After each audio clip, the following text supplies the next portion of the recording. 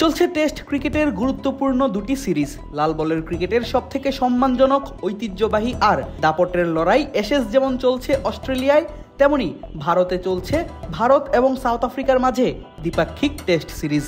মাঠে যেমন চলছে দলগুলোর লড়াই, সেই উত্তাপ এবার ছড়ালো মাঠের বাইরেও। সাবেক ক্রিকেটাররা মেতেছেন নিজেদের মাঝে কথার খোঁচাখুচিতে। শুরুটা ইংল্যান্ড এবং অস্ট্রেলিয়ার মাঝে হওয়া অ্যাশেজের সময় থেকে।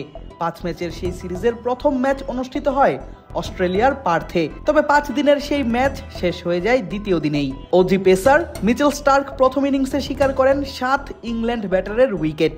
দ্বিতীয় ইনিংসেও তার ঝুলিতে যুক্ত হয় 3টি, আর 10 উইকেট নিয়ে বলা যায় একাই ধসিয়ে দেন ইংলিশদের ব্যাটিং লাইন। আর সেই ম্যাচ নিয়ে খুঁচা দিতে একেবারেই ভুল করেননি ভারতের সাবেক ক্রিকেটার এবং ক্রিকেট বিশ্লেষক ওয়াসিম জাফর। নিজের এক্স অ্যাকাউন্টে সাবেক ইংলিশ অধিনায়ক মাইকেল ভনকে মেনশন করে দেন একটি টুইট। লিখেন, আশা করছি তুমি ঠিক আছো। আর সেই স্ট্যাটাসের সঙ্গে যুক্ত করে দেন দিলওয়ালে দুলহানিয়া লে যায়েঙ্গে সিনেমার একটি ছবি। অর্থাৎ ইংলিশদের 8 উইকেটের এমন শোচনীয় পরাজয়কেই ইঙ্গিত করেই লিখেন এমন তির্যক মন্তব্য।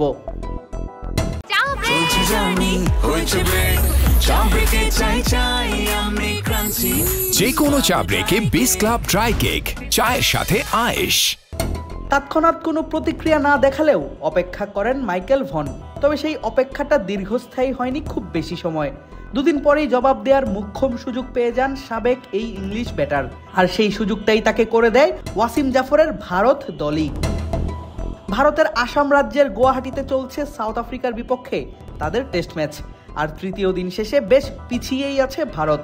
সাউথ আফ্রিকার করা 489 রানের জবাবে মাত্র 201 রানেই অল আউট হয় পান্থ রাহুল জয়সওয়ালরা। আর এত কম রানে ভারতীয় ব্যাটারদেরকে আটকে রাখার ক্ষেত্রে বল হাতে বিশেষ ভূমিকা রাখেন প্রোটিয়া পেসার মার্কো ইয়ানসেন।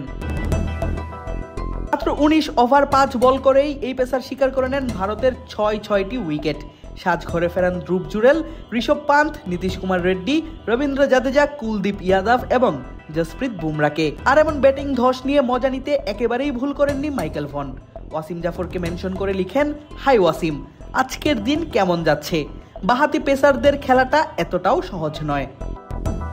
মূলত ভারত এবং ইংল্যান্ড 2 দলই টেস্টে ধুঁকছে বাহাতি 2 পেসারের কাছে। বেন স্টোকসের দল সামলাতে পারেনি মিচেল স্টার্কের পেস, আর অপরদিকে ঋষভ পান্তের দল একইভাবে আটকে গেছে মার্কো ইয়ানসেনের কাছে। আর এই ব্যাপারটাই যেন ওয়াসিম জাফরকে বেশ ভালোভাবে বুঝিয়ে দিলেন মাইকেল ভন।